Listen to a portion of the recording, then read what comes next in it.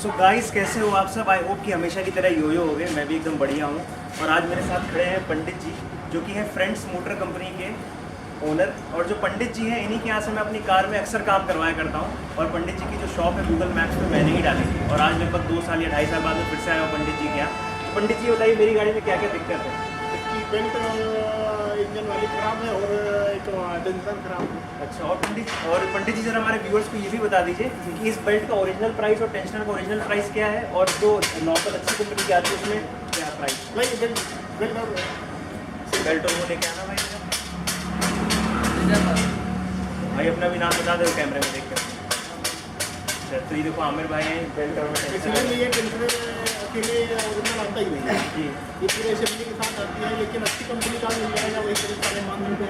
और ओरिजिनल लेंगे असेंबली के साथ तो वही करीब 26 से 25 आता है। जी जी। और ये बेल्ट अगर आप लेंगे मान जाए कि तो बेल्ट टाटा में लगना है और 2,000 की।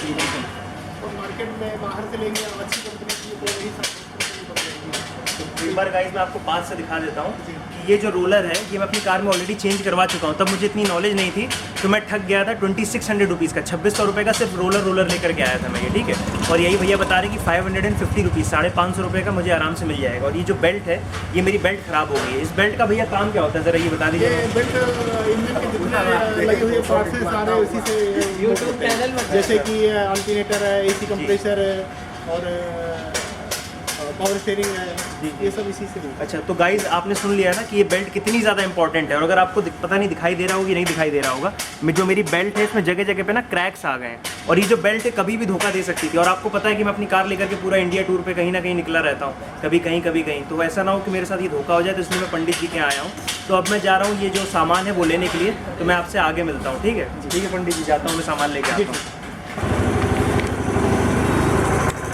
सो गाइज, अब मैं निकल गया हूँ अपनी खोज में पुली की और बेल्ट की। अब देख लो मैं कैसे बेल्ट लेकर के घूम रहा हूँ। पहली बात तो यही है कि दुख बहुत ज़्यादा है ज़िंदगी में। और बेल्ट ऐसे लेकर के अगर किसी मेरे दोस्त ने देख लिया मुझे तो ये सोचेगा कि मैं तो मैकेनिक बन गया हूँ या फिर मैं लेबरर हूँ। लेकिन क्या कर सकते हैं, बेल्ट भी तो लेनी है। और मैं फिर से आया हूँ पाजी की शॉप पर। ये है IGS ऑटोमोबाइल, जहाँ से मैं हमेशा अपने कार के पार्ट्स वगैरह लेता रहता हूँ। तो पहले पाजी से पूछते हैं क्या पाजी के पास मिल जाएगा क्या जो मेरा रोलर है या फिर बेल्ट है, शायद यहाँ पर मिल जाए। सो गाइज़, हमारे पाजी जो हैं वो देखो बेल्ट के ऊपर रिसर्च बैठा रहे हैं। और वो देखो हमारे भाई हैं पीछे, जो हमेशा आपको इस शॉप पे मिल जाएंगे। अगर पाजी नहीं भी मिलेंगे तो आप इन भाई से मिल सकते हो कि भाई आपको हमेशा यहाँ मिलेंगे। और टाटा की किसी भी गाड़ी के पार्ट आपको यहाँ पे मिल जाएंगे OEM। क्योंकि अगर आप ओरिजिनल लेने जाते हैं तो उसमें सिर्फ टाटा की ब्रांडिंग लगी होती है। और जो प्राइस होता है 2 to 3 टाइम्स हायर होता है, कई बार तो उससे भी ज़्यादा होता है। तो इसलिए आप इस शॉप पर विजिट कर सकते हो। बाकी जो शॉप का नंबर वगैरह है वो मैं वीडियो के नीचे डिस्क्रिप्शन में डाल दूँगा। और ये है IGS ऑटो पार्ट्स। वीडियो को आप पॉज करके नंबर नोट कर सकते हो पाजी का। और ये पड़ती है गरीडियनपुरवा मार्केट में, फजलगंज में, कानपुर में। आप गूगल मैप पे सर्च करोगे गरीडियनपुरवा मार्केट, तो वहीं पे पड़ती है पाजी की शॉप, इसी मार्केट के अंदर। ये पूरी की पूरी ऑटो पार्ट्स की दुकान है, देख रहे हो। यहाँ पे ट्रक्स, बसेस, JCBs, इन सब के पार्ट्स मिलते हैं। सो गाइज़, हमारे जो पाजी हैं वो लेने गए हैं जो मेरी बेयरिंग होती है ना, जो टेंशनर होता है, जो गोल गोल मैंने आपने राउंड सा दिखाया था, वो लेने गए हुए हैं। क्योंकि उनका शायद गोडाउन कहीं आगे है, वो गोडाउन में रखा हुआ है, तो वहाँ से लेने गए हैं। और जो मेरी बेल्ट है वो भी आ रही है, वो भी उनके गोडाउन में ही रखी हुई है। क्योंकि जो शॉप है अगर आप देखोगे पाजी की, तो कोई बहुत ज़्यादा बड़ी नहीं है। तो ये ज़्यादातर जो सामान है ना, इससे जो मेन ऐसा सामान होता है जो तुरंत बिकता है, जो ज़्यादा बिकता है, वो वाला सामान तो यहाँ रखते हैं शॉप पे। ये तो बाकी का सारा जो सामान है वो रखते हैं अपने गोडाउन में। तो गए हैं अपने गोडाउन से लेने के लिए। जो बेल्ट है वो आ गई है, मैंने आपको बताया जैसे कि। और आपको पंडित जी ने भी बताया था जिनके यहाँ से मैं कार रिपेयर करवा रहा हूँ कि जो ओरिजिनल बेल्ट है वो कितनी महंगी है। और जो OEM बेल्ट है जो कि उतने ही लेवल के बराबर की अच्छी है, वो सिर्फ 700 रुपीज़ की है, बस 700 रुपये की बेल्ट है वो। और वही अगर मैं ब्रांडेड में लेने जाऊँगा तो एटलीस्ट 1900 या 2000 रुपीज़ की बेल्ट है। और सेम वो जो रोलर वाला भी सेम, उसका भी चक्कर यही है कि जो रोलर है वो 2600 रुपीज़ का मैंने डलवाया एक बार ऑलरेडी। और हार्डली जो रोलर बाहर है वो है शायद 400 की 500 रुपये का। अब आप सोच लो इतना प्राइस में डिफरेंस होता है। और क्वालिटी बिल्कुल सेम है, बस वो टाटा की पैकिंग में आता है, ये जो ब्रांड मैन्युफैक्चर करता है उसकी पैकिंग में आता है। तो इसलिए मैं हमेशा रिकमेंड करता हूँ आप लोगों को कि अगर आपको कोई भी चीज़ OEM मिल रही है, ठीक है, जैसे बोडमो एक वेबसाइट है, वहाँ पर आपको OEM पार्ट्स मिलते हैं, तो आपको हमेशा OEM लेना चाहिए एक बार जब आपकी गाड़ी इतनी पुरानी हो जाती है।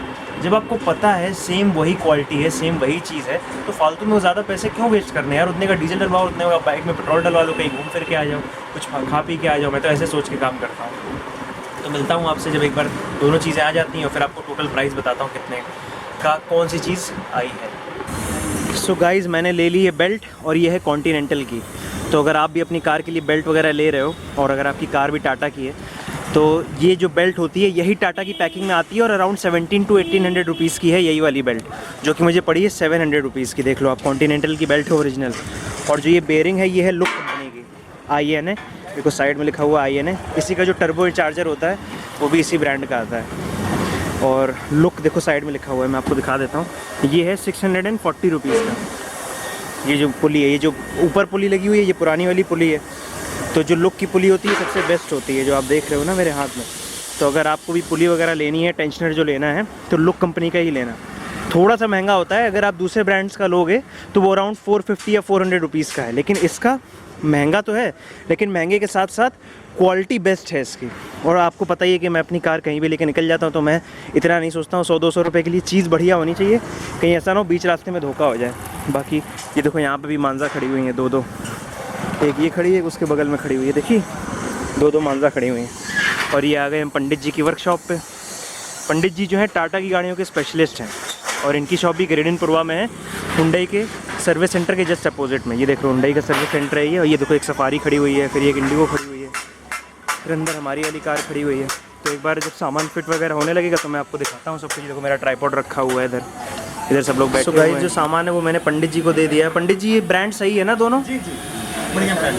देखिए पंडित जी भी कह रहे हैं कि बहुत अच्छा ब्रांड है ये। कंपनी का रोलर है। जी जी, कॉन्टिनेंटल की बेल्ट है। जी जी, इससे अच्छा कोई आता ही नहीं। ठीक है ठीक है, अब देख लीजिए गाइस, यही होता है विश्वास और भरोसा। देखिए पंडित जी भी एकदम अच्छी जानकारी दे रहे हैं और जिनके पास मैं गया था IGS ऑटोमोबाइल, उन पाजी ने भी देखो मुझे एकदम बढ़िया चीज़ दी है। तो मिलता हूँ मैं आपसे आगे जब इंस्टॉल वगैरह होगी ये चीज़ें, तो मैं दिखाता हूँ कैसे इंस्टॉल वगैरह होती है। देखो भैया जो है हमारे इंस्टॉल गाइस, जो हमारे भैया हैं वो देखो कार के नीचे चले गए, क्योंकि पुली और बेल्ट लगाने के लिए कार के नीचे वाली पोजीशन सबसे बेस्ट रहती है। लगाने के लिए तो ऊपर से भी आप लगा सकते हो, लेकिन वही है ना कि ऊपर में प्रॉब्लम होती है, अच्छे से हाथ नीचे पहुँचता नहीं है। वो देखो तो भैया नीचे लगे हुए हैं, ये देखिए। और ये हमारी बेल्ट पड़ी हुई है देखो नई वाली। इसको छू के ही अलग से समझ में आ रहा है कि जो न्यू बेल्ट है कितनी अच्छी क्वालिटी की है। पुरानी वाली तो चटक गई थी जगह जगह से, मैंने आपको दिखाया अभी। और गाइस एक छोटी सी प्रॉब्लम और थी कि जो मेरी पीछे वाली ये लाइट थी ना, ये ब्रेक पे नहीं जल रही थी। ये वाली जो लाइट है ये वैसे तो जल रही थी जब मैं हेडलाइट ऑन कर रहा था, ब्रेक पे नहीं जल रही थी। और जो पीछे एक और रूफ पे लाइट लगी होती है, ये जो रेड कलर की LED होती है, ये भी नहीं जल रही है ब्रेक पे। तो हो सकता है उसमें कुछ वायरिंग का इशू आ गया हो या कार्बन वगैरह का आ गया, क्योंकि ऐसी प्रॉब्लम इस तरफ वाली लाइट में भी आई थी। लेकिन इस तरफ वाली जो लाइट थी उसमें बल्ब का कोई इशू नहीं था, कार्बन जम गया था, बस लाइट खोल करके अच्छे से साफ़ कर दिया गया था। ये जो इस तरफ वाली लाइट होती है, तो गाड़ी एकदम ओके हो गई थी। तो ये वाली प्रॉब्लम को देखो सब लोग लगे हुए हैं, इसका समाधान क्या निकलता है। बाकी और एक और अपडेट कि जो बेल्ट और जो पुली है वो दोनों लग चुकी हैं, आप देख सकते हो। ये देखो इंस्टॉल हो गई है न्यू वाली जो बेल्ट है, आपको दिखाई दे रहा होगा ये बेल्ट, और जो पुली है वो भी लग गई है। हार्डली मुझे लग रहा है 10 मिनट लगे होंगे और दोनों चीज़ें लग गई। सो गाइस एक क्विक अपडेट, जो हमारी टेल लैम्प थी वो सही हो चुकी है, लेकिन जो रूफ माउंटेड LED लाइट थी ना, जो मैंने आपको दिखाई थी बीच में लगी हुई है, जो हमारा रियर वाला ग्लास है, उसको निकाल के ठीक करना पड़ेगा। तो देखो भैया जो है उसको निकाल रहे हैं, वो देखो टॉर्च लेकर के, आप देख पा रहे होगे जो हमारे भैया हैं वो उसको निकाल रहे हैं लाइट की। ये देखिए भैया लगे हुए हैं अंदर से, अब वो लाइट निकालेंगे उसके बाद। जी जी जी, मैंने ही दुकान डाली थी गूगल मैप पे ना, इनकी जो पूरी दुकान है ये भी मैंने ही डाली है, और ये रिव्यू भी हमने ही डाल दिया था। हाँ हाँ,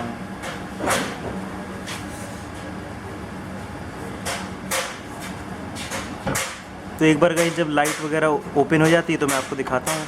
अभी तो मैंने आपको दिखाई दिया कि भैया देखो उसको ओपन कर रहे हैं लाइट को, क्योंकि बैक लाइट बहुत ज़्यादा इंपॉर्टेंट होती है हाईवेज़ के लिए जब आप नाइट में ट्रैवल करते हो। और आपको पता है इसीलिए मैंने अपनी कार में अलग अलग जगह 3M की टेपिंग भी करवा रखी है, जिससे कि अगर मेरी कार खड़ी भी हुई है तो भी लोगों को दिखाई दे जाए। सो गाइस हमारे जो तौसीफ़ भाई हैं उन्होंने जो लाइट है वो पीछे से रिमूव कर दी है, वो देखो आपको दिखाई भी दे रहा होगा। और वो वायर की टेस्टिंग कर रहे हैं कि उसमें इलेक्ट्रिसिटी आ भी रही है कि नहीं आ रही है। पता चला इलेक्ट्रिसिटी ना आ रही है और लाइट में कोई दिक्कत ही ना हो। वो देखो मेरी जो लाइट है वो नीचे पड़ी हुई है भैया के पास, तौसीफ़ भाई के पास। और ये हमारे दूसरे भाई हैं जो ब्रेक की टेस्टिंग कर रहे हैं, देखो ब्रेक पेडल दबा दबा के ये चेक कर रहे हैं कि पीछे जो लाइट है उसमें आ रही है कि नहीं आ रही है, टेस्टर ले करके। अगर उसमें लाइट आ रही है तो इसका मतलब लाइट ख़राब है, अगर लाइट नहीं आ रही तो इसका मतलब वायरिंग में कोई फॉल्ट है। लाइट नहीं आ रही भाई उसमें तो इसका मतलब गाइस वायरिंग में कोई दिक्कत आ रही है। ये भाई का कहना है कि उसमें लाइट ही नहीं आ रही, इसका मतलब मेरी जो लाइट है वो सही है। हो सकता है कि आगे फ्यूज़ जो बॉक्स है उसमें कोई दिक्कत हो, ऐसा भी हो सकता है। भाई अभी लोग देखो देखेंगे।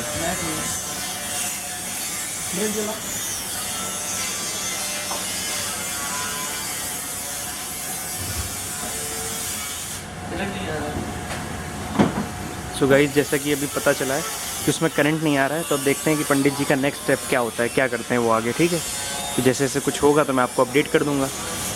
इधर देखिए पंडित जी भी लगे हुए हैं, है ना, सर्विस वगैरह करवा दो। और गाइस जैसे मेरी कार पे इंडियन एयरफोर्स लिखा हुआ है, वैसे इस कार पे भी इंडियन एयरफोर्स लिखा हुआ है। देखो दो इंडियन एयरफोर्स वाली गाड़ियों का आज मेल हो रहा है, देख रहे हो आप। ये रही है वाली गाड़ी और आगे खड़ी है मेरी वाली गाड़ी। तो भैया क्या करेंगे, इस वाली गाड़ी को आगे कर देंगे क्योंकि इसकी सर्विस वगैरह होनी है इस वाली गाड़ी का, और छोटी मोटी कुछ प्रॉब्लम्स हैं वो देखेंगे।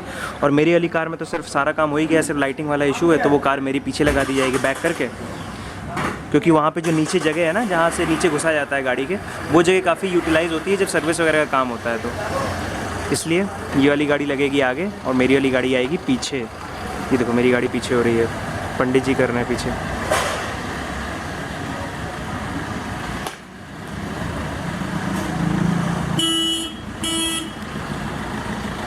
ये देखिए दो इंडियन एयरफोर्स वाली गाड़ी एक ही गैराज में।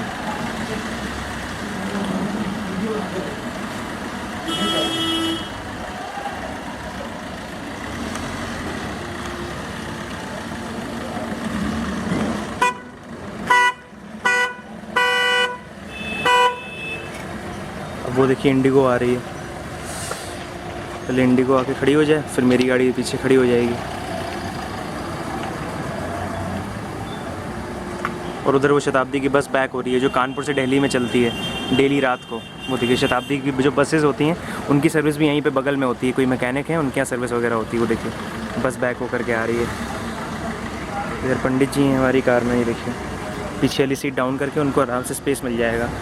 और ये देख लीजिए शताब्दी की जो बस है ये यहाँ पर रिपेयर होती है। जस्ट ये जो है, ये जो भैया बैठे हुए हैं यहाँ पे देखो शताब्दी की बसेस लगी हुई हैं और दूसरे भी कंपनीज़ की बसेस लगी हुई हैं यहाँ पे, उनकी सर्विस वगैरह होती है यहाँ पे।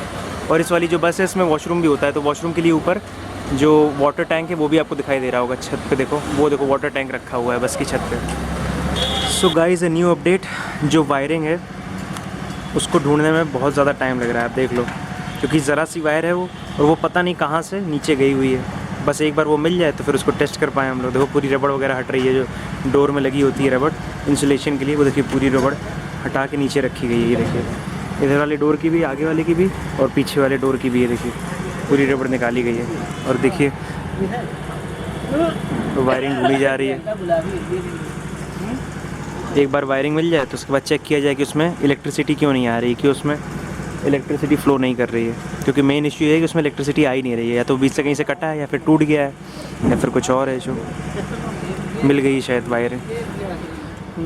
ये देखिए गाइस, ये रही, मिल गई वायरिंग आगे वाले ए पिलर के पास में। ये देखिए दिख रही है आपको, ये गई हुई है नीचे।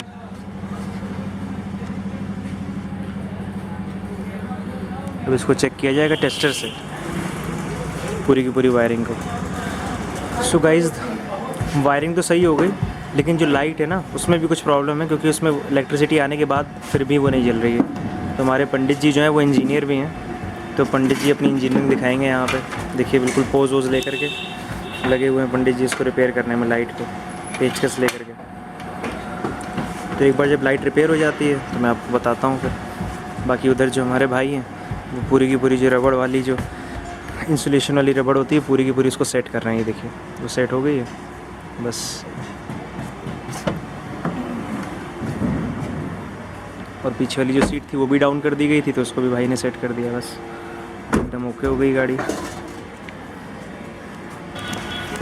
So guys, a quick update, जो मेरी कार थी उसकी जो पीछे वाली लाइट थी वो वायरिंग में तो इशू था ही था, प्लस जो पीछे वाली लाइट थी उसका जो डायोड होता है ना, उसमें एक डायोड लगा होता है छोटा सा, तो वो जो डायोड था वो भी ख़राब है। तो जो भाई हैं वो सामने आए हुए हैं यहाँ पे अरशद ऑटो इलेक्ट्रिक, ये जो दुकान है यहाँ पे सही करवाने के लिए। देखो इस वाली शॉप पे भाई आए हुए हैं लाइट को सही करवाने के लिए। तो एक बार जब यहाँ से लाइट सही हो जाएगी तो फिट हो जाएगी, उसके बाद हम गुड टू गो हो जाएंगे। बाकी मैंने एक एक्स्ट्रा कूलेंट भी ले लिया है, तो यहाँ पे जो लाइट वगैरह है वो हमारी ठीक हो जाती है। बाकी आप देख लो, ये इलेक्ट्रिक की शॉप है, अगर आपकी कार में कोई प्रॉब्लम होती है तो आप यहाँ पे आ सकते हो। क्रेटा पता है। सो गाइस जो हमारी लाइट है वो बस रिपेयर होने वाली है, तो एक बार जब रिपेयर हो जाती है तो मैं आपको दिखाता हूँ कैसी जलती है। बाकी ये है अरशद भाई की शॉप का एड्रेस, वीडियो को पॉज करके उनका नंबर ले लेना। और ये पड़ती है सेम वहीं गरीडियनपुरवा में, जो हमारा फ्रेंड्स मोटर गैरेज है उसके जस्ट अपोजिट में ये वाली वर्कशॉप है। तो यहाँ पे इलेक्ट्रिक से रिलेटेड सारे काम होते हैं, पावर विंडो वगैरह या फिर सेंसर से रिलेटेड कोई भी प्रॉब्लम होती है तो वहाँ पे हमारा गैरेज जहाँ पे मेरी कार खड़ी हुई है, और ये जस्ट उसके अपोजिट में थोड़ा सा साइड में ये वाला गैराज है। सो गाइस हमारी कार का काम कंप्लीट हो चुका है।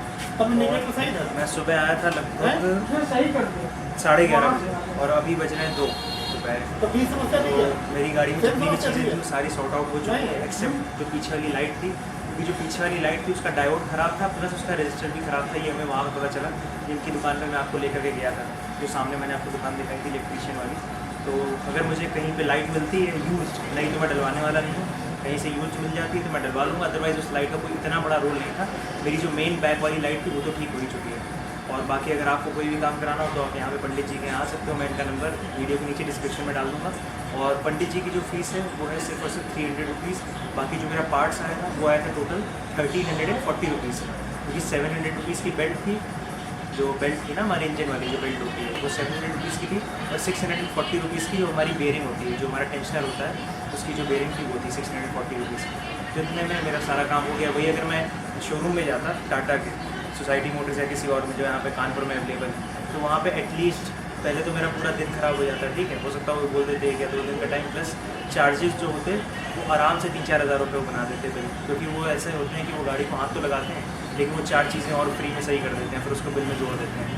तो आई होप गाइस आज का ब्लॉग आपको अच्छा लगा होगा। अगर अच्छा लगा तो चैनल को सब्सक्राइब कर देना, वीडियो को लाइक कर देना, शेयर कर देना। कोई भी चीज़ पूछनी हो तो पूछ लेना। पंडित जी का भी नंबर मैंने आपको बताया कि मैं दे दूँगा नीचे डिस्क्रिप्शन में। अगर आपके पास टाटा की कार है या कोई भी कार है तो आप यहाँ पर विजिट कर सकते हो।